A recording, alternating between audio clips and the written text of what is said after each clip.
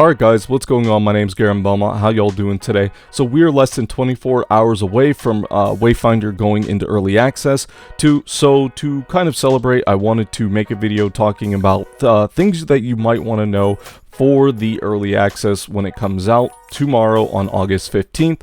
Now this is not everything that you may want to know. There are plenty of content creators, amazing content creators, who make Wayfinder videos that have already made those videos, but this is just a compilation, or sorry, a list of things that I think you may want to know for when the game comes out. So let's get into it. So the first thing I wanted to talk about is pricing. So for anyone who isn't in the know, you know, there is going to be 4 different Founders Packs, all of them priced differently. So there is going to be the $20 version, the $50 version, the $90 version, as well as the $150 version. All of these will come with their own individual, like, what they come with. So you have like the basic version, it doesn't really come with a whole lot, and then you have the $150 version, which comes with a lot more stuff. Now this is all dependent on you. If you don't mind, you know, spending the $150 and getting kind of like those exclusive items, then yeah, go for the $150 version if you can afford it. But if you can't afford it, don't worry about it, because one thing that's really great about Wayfinder is the fact that you can earn everything in-game completely free, whether it be new Wayfinders, weapons, accessories, all that kind of stuff to help, you know, customize your character and stuff like that. You do not have to spend a single dime in order to get those items, but spending $150 will get you things like the heroic Kairos, will get you things like 3 Wayfinder tokens that you can use to get Wayfinders themselves, etc., skins, housing items, you name it, just things to, you know, incentivize people to buy the $150 version of the game.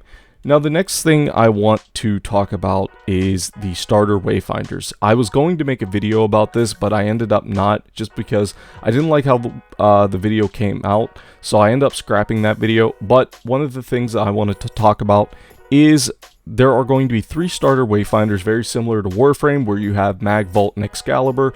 In Wayfinder, we are going to have Wingrave, Silo, and Nis. Wingrave is going to be that Paladin archetype. Silo is going to be that Engineer kind of archetype. And then Nis is going to be that Rogue archetype. And in addition to that, we are going to have 6 Wayfinders total, the 3 that I just mentioned, and another 3. We're going to have Senja, which is like a Gladiator Barbarian archetype. We're going to have Kairos, which is a Battle Mage. And then we're going to have the newest Wayfinder that they actually announced and we got the anime trailer for, and that's going to be Venomous. I have made videos on Venomous. Yeah, I made a video on Venomous. I had to make sure. I couldn't remember if I did or not, and I don't know why. I'm just it's the rain. It's raining out, and my brain is absolutely just in like sleep mode. Anyway, next thing I want to talk about is every character can use any weapons. This is a big thing for, you know, building your character, playing the weapons and playing a way that you want to play. Every character in Wayfinder can use every single weapon type. So you can be Wingrave and run a gun, you could be Silo and run daggers, you could be Senja and run, you know, a gun as well, you could be Kairos and run a gun. I use the gun as an example is because I like guns. I'm an American, you know, Kekona, brother. But yeah, every Wayfinder can use any weapons, and then as, you know, time goes on, we're probably going to get new weapon types, hopefully maybe like a staff or a bow. Hopefully, I like my bows, I'm a man of bows. Maybe we'll get dual crossbows, stuff like that. But these are all things that you can equip onto your Wayfinder to build the character however you want. Now another thing to keep in mind is that each Wayfinder is going to have their own signature weapon. Signature weapons are kind of like lore weapons for these characters. These are the weapons that these characters more synergize with. but it's not the end-all be-all. You can still run you know, daggers with Venomous. This is something that they actually showed in the Venomous gameplay on July 20th last month.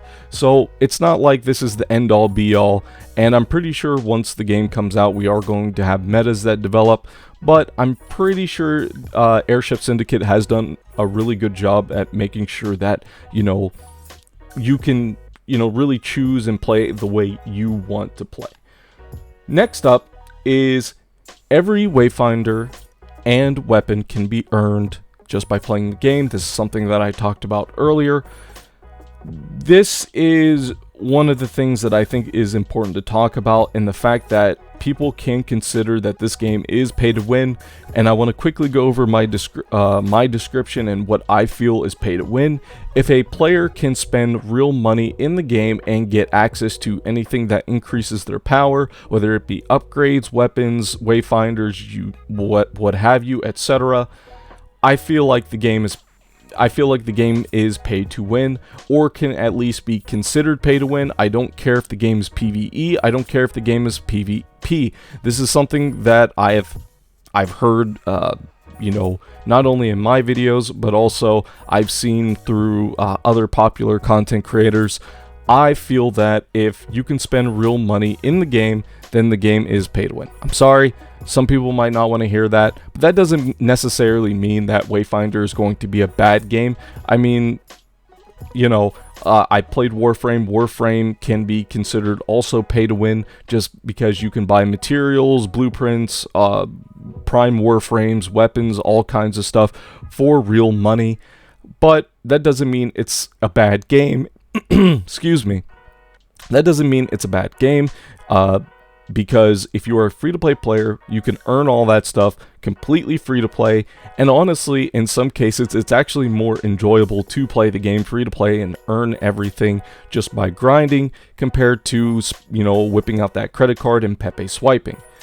Alright, so the next thing I want to talk about is that because Wayfinder has pre-existing characters that already had their lore and whatnot, there is no character customization in terms of making your own character and choosing a class, but the game does have a cosmetic system that will make it so that you can really customize your Wingrave, your Silo, your Nis, your Venomous, the way you want for them to look. And I think that's a really good thing to separate sorry, again, apologies, for you to separate yourself from someone else's Venomous or someone else's Wingrave, what have you.